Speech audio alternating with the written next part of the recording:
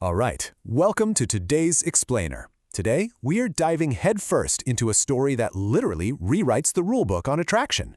We're talking about Rina Kent's insanely intense dark romance, Kiss the Villain. If you're the kind of reader who craves narratives that completely challenge everything you'd expect from your standard, run-of-the-mill love story, well, you're in the right place.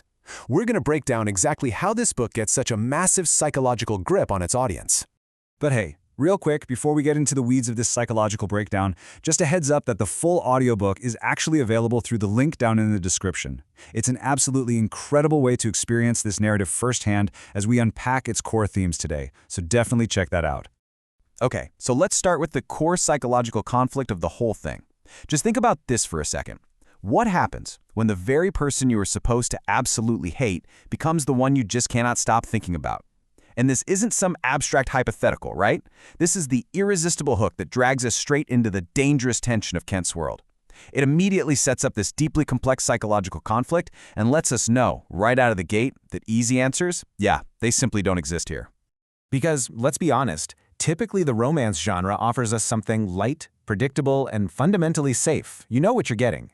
But Kiss the Villain, it deliberately takes that mold and smashes it. This narrative is engineered from the ground up to be dark and emotionally intense. It's packed with deeply flawed characters who are mysterious and, quite frankly, downright dangerous. They pull you in precisely because they are the furthest thing from safe. And all that danger stems directly from the actual foundation of their relationship. I mean, these two aren't exactly bonding over shared hobbies at a local coffee shop. They are bound together by highly volatile elements. Deeply buried secrets, massive power struggles, a frankly intense level of obsession, and this undeniable, almost magnetic chemistry. It's a structural foundation that constantly feels like it could just combust at any second.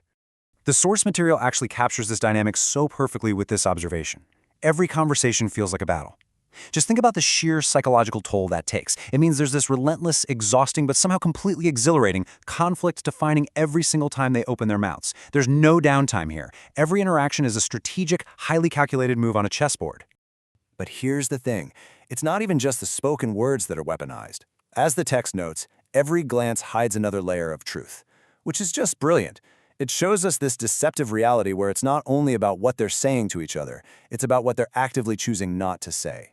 As the audience, we have to constantly peel back these layers right alongside the characters because absolutely nothing in this narrative is ever exactly as it seems on the surface. Now, eventually, of course, those heavy emotional defenses do have to start cracking. And when they finally do, the stakes just absolutely skyrocket. I mean, in an environment that is quite literally built on deception, giving in to love becomes a genuinely dangerous act. Trust isn't just handed over. It's incredibly risky. And most importantly, every single choice they make from that pivotal moment forward carries heavy, lasting consequences that ripple out and affect the entire plot. Now, what truly elevates this story from just, standard shock value into something that really sticks with you is its profound emotional depth. Rina Kent gives these protagonists some serious psychological weight. There's a deeply rooted emotional core anchoring all this dangerous tension, which makes it practically impossible not to get deeply, deeply invested in what ultimately happens to them. And because of that constant boundary pushing, the story actively forces us to reevaluate our own moral compass. It leads us right to this crucial question: who's the real villain here? By relentlessly challenging each other, these characters actually push you, the listener, to constantly question the very nature of morality within the context of their messed up world. Honestly, you start wondering if anyone in this story is truly innocent. And to match that super volatile emotional state, the pacing of the book is just relentless. Literally, right when you think you've got the power dynamics figured out or you know where the plot is heading, boom, the story throws another massive twist at you. The tension never actually lets up. It's mathematically designed to keep you totally off balance and constantly surprised at every single turn. Okay, so let's shift gears for a second and look at why the format you use to consume this story matters so much to the overall psychological experience. Because reading text on a page is one thing, right? But the audio format brings an entirely different, incredibly potent dimension to a narrative that relies this heavily on underlying tension. Listening to this on audio transforms all that tension into a fully sensory experience. The intense emotions really come alive through the vocal performances. That battle-like dialogue we were just talking about? It pops completely differently when it's spoken aloud with all the right inflections. It physically heightens the baseline suspense, adding this heavy auditory weight to literally every chapter. It's a total game changer. So, Who is this really built for? Well, if your literary preferences lean anywhere toward dark romance, razor-sharp enemies-to-lovers tension, and morally gray characters, this structure is engineered exactly for your kind of emotional investment. It deliberately targets those specific elements from beginning to end to create a gripping, unforgettable psychological journey.